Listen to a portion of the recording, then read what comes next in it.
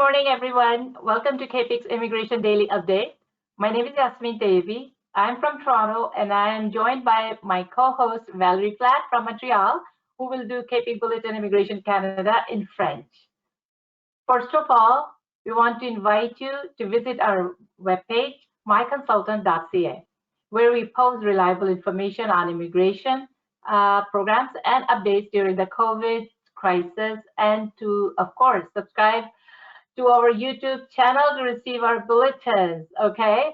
All right. So today we're gonna be talking about three things: forthcoming changes in Quebec PEQ, biometrics, and a little bit about U.S. border. Okay, Valerie, please welcome and go ahead.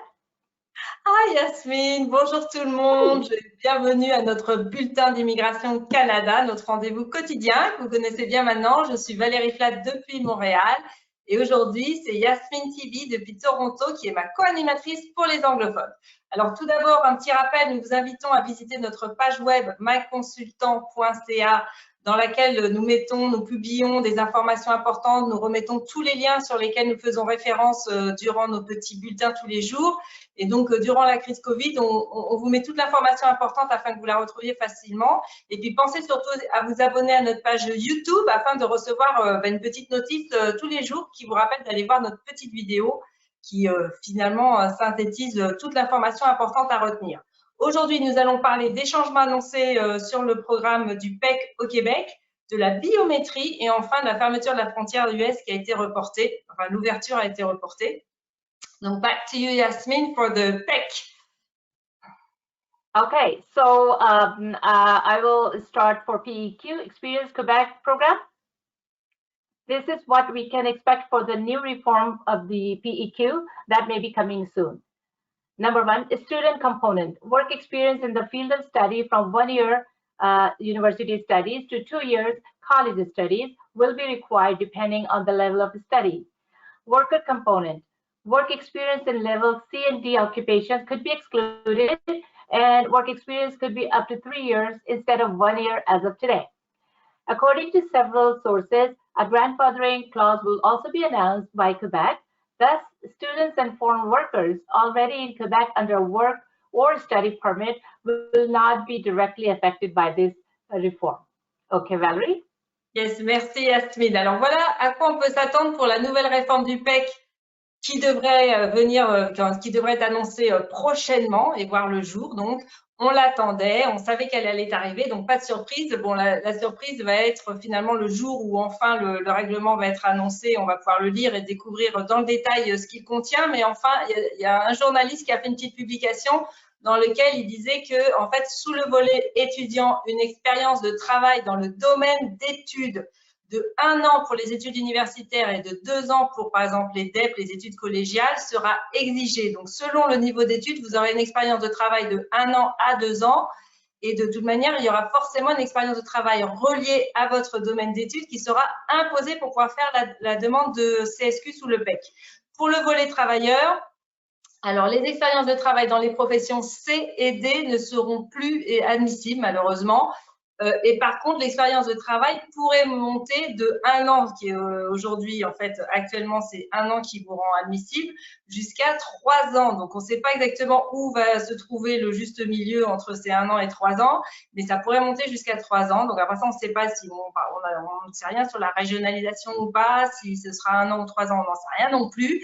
Mais par contre, la source dit qu'il y a une clause de droit acquis qui sera inclue dans le règlement. Donc, les étudiants et les travailleurs qui sont actuellement au Québec sous un permis de travail ou un permis d'études ne seront pas visés par cette réforme. Vous pourrez faire votre demande de CSQ par le PEQ par rapport aux conditions qui existent aujourd'hui. Voilà, ça c'était la bonne nouvelle. Au moins, c'est pour ceux qui vont arriver par la suite que cette nouvelle réforme finalement s'appliquera. Back to you, Yasmeen, for biometrics. Merci. Ah, yes, that was a great explanation, Valerie. Thank you so much. I have to be clear for French speakers. I know. And so now up to our biometrics update.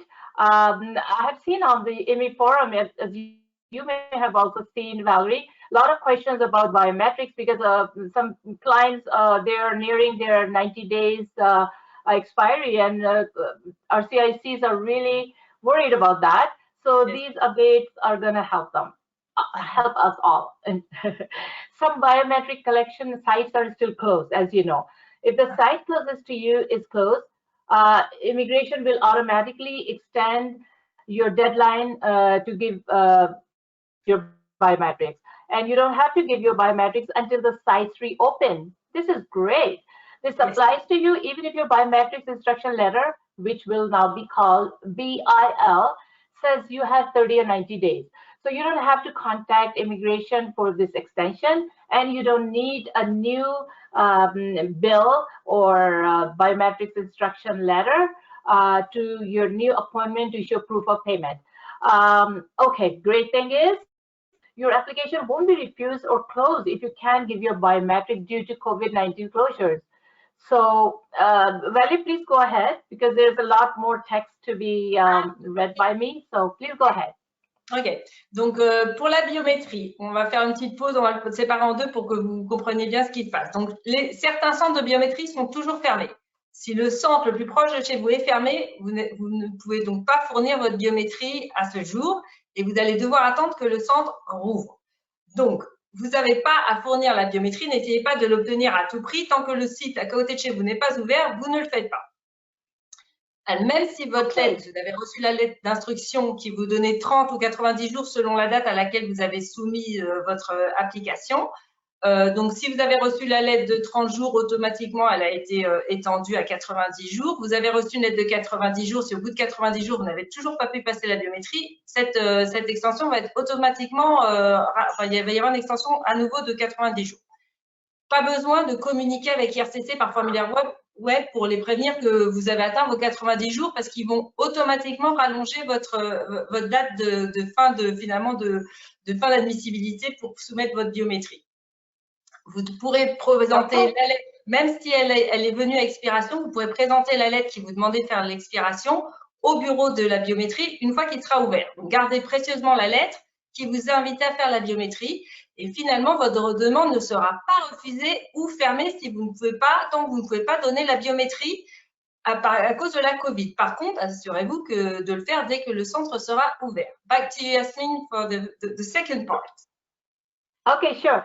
So when biometrics collection sites are open again, your clients can give biometrics even if you can't travel to Canada yet. So the biometric fee of Canadian $85 must be paid. And once the clients give their biometrics, the biometric fee is non-refundable. Okay, so workers changing jobs or employers in Canada. If the local Service Canada office is closed, you may not need to give your biometrics when you apply for a new work permit. After you apply and pay all your fees, immigration will let you know if this applies to you or your client. If it does, the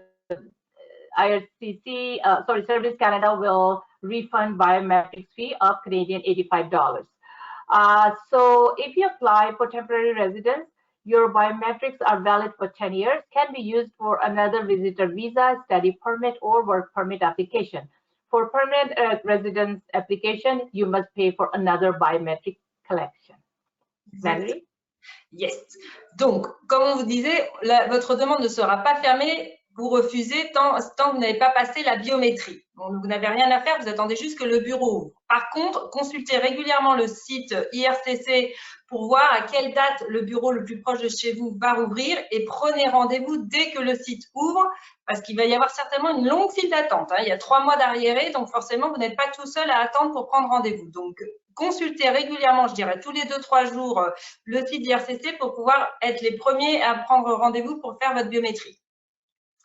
Vous n'aurez donc pas besoin d'une nouvelle lettre. Vous pourrez utiliser la première lettre que vous avez reçue dans votre compte clé GC pour aller faire votre biométrie avec le code barre qui est dessus. Surtout, n'oubliez pas de la présenter. Pour les travailleurs qui se trouvent actuellement au Canada et qui font le changement d'employeur, vous savez qu'il y a une directive qui est sortie le 12 mai qui vous autorise finalement à faire par formulaire web une demande de dérogation pour pouvoir commencer à travailler avec le nouvel employeur et vous serez donc autorisé à travailler plus vite. Par ailleurs, il se peut que pour que la demande soit traitée plus vite, en fait, on vous dispense de passer la biométrie. Vous devez cependant quand même la payer en ligne parce qu'on ne sait jamais si les bureaux venaient à ouvrir entre-temps, vous devriez donc aller faire votre biométrie. Si au moment où l'agent prend la décision, le bureau est toujours fermé, ils vous rembourseront directement, vous n'aurez même pas de démarche à faire, l'agent remboursera les frais de biométrie de 85 $ si c'était pour une personne, 170 pour 2 et plus personnes sur la demande. N'oubliez pas que lorsque vous faites la biométrie pour une demande de résidence temporaire, donc que ce soit visiteur, étudiant ou travailleur, vos données biométriques sont valides pour 10 ans pour toute autre demande qui serait donc de visiteur, de permis d'études ou permis de travail. Si par la suite vous faites une demande de résidence permanente, vous devez à nouveau redonner et payer pour les données biométriques reliées à la résidence permanente.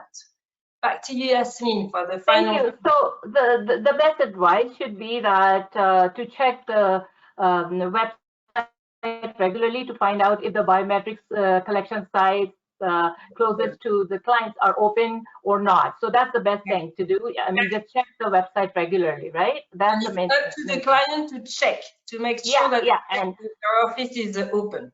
And once the sites start to reopen, make an appointment as soon as possible to avoid delays. So this is from the IRCC website. Exactly. All right. Yes. Yeah. And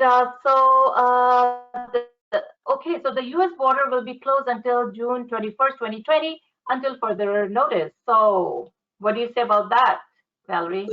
So you forget about going to the border to flagpole, that's for sure. Yes, of course.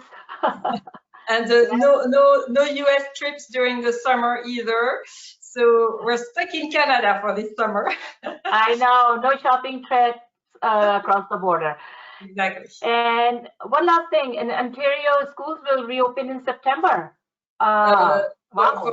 Yes, that's a big question here in Quebec. At least most secondary school and post-secondary schools will remain online. So for anyone who is applying to come study in Canada and especially in Quebec in the autumn session, don't make plans. Just pretend you're going to be studying online from overseas, and we hope you can come for the winter session. Yep. Okay, that's wonderful. And other provinces are also reopening slowly, and hopefully things will be much better in future. That's, we can hope, right? Yes. And the weather turning so beautiful. Oh my God, it's just warm and nice in Toronto. I don't know about Quebec, Valerie. No, it's nice too, but let me translate in French so we can finalize today's bulletin. We don't want to make it too long. So, fermeture de la frontière américaine jusqu'au 21 juin, ça s'est prolongé. Donc, on évitera, je pense que pour cet été, on pourra éviter les déplacements et les visites aux États-Unis. Pareil pour tout ce qui est l'école, on en parlait avec Yasmeen, pour l'automne, tout ce qui est secondaire, post-secondaire, on avise déjà les étudiants que ça va être en ligne. Donc, si vous êtes à l'étranger, que vous aviez planifié de venir pour étudier pour la session d'automne, il est peut-être peu probable qu'on vous autorise à venir étudier ici et on vous demandera de le faire en ligne depuis votre pays d'origine. Attendez-vous au pire, on vous prépare. On ne sait pas trop encore, on attendra les instructions. Les autres provinces s'ouvrent graduellement, mais il n'y a pas non plus d'instructions fermes pour la session d'automne. Donc voilà, back to Yasmeen for the goodbyes and final words. Sure, please follow us every day at 3 p.m. for developing news and updates. Remember that we meet with IRCC, CBSA, and ESDC every 2 weeks so that we can send them your questions and get some answers. Remember to send us questions if you have any. Stay well, safe, and sane. Thank you so much. Oui, alors merci de nous suivre tous les jours à 15h pour toutes ces petites nouvelles, hein, le concentré de nouvelles. Rappelez-vous de nous envoyer vos questions. Aujourd'hui, on rencontre IRCC et ESDC et on va donc obtenir de nouvelles réponses pour vous dans les prochains jours qu'on partagera, bien sûr. Mais n'oubliez pas de nous faire parvenir vos questions par la chaîne YouTube, il n'y a pas de souci, ou par notre myconsultant.ca. Prenez soin de vous, respectez les consignes du gouvernement. Ici au Québec, on va pouvoir enfin déconfiner, même se réunir, faire des pique-niques dehors, profiter du beau temps. And see you soon, Yasmeen, for another bulletin. Thank you. Thank you so much. Bye-bye.